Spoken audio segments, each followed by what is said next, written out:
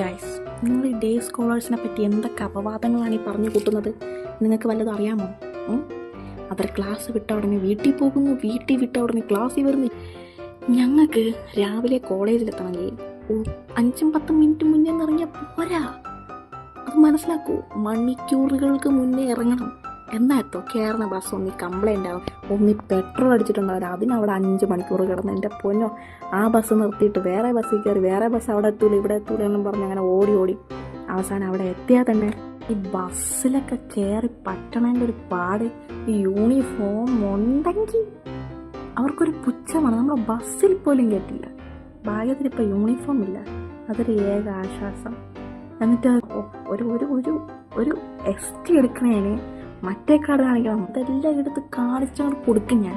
എന്നിട്ട് ഞാൻ എൻ്റെ ST എടുക്കും. അല്ലാത്ത ഒരു പരിപാടിയില്ല. പിന്നെ ST വെച്ചേക്കണ ST പിള്ളേർക്ക് തന്നെ എടുക്കാനല്ലേ.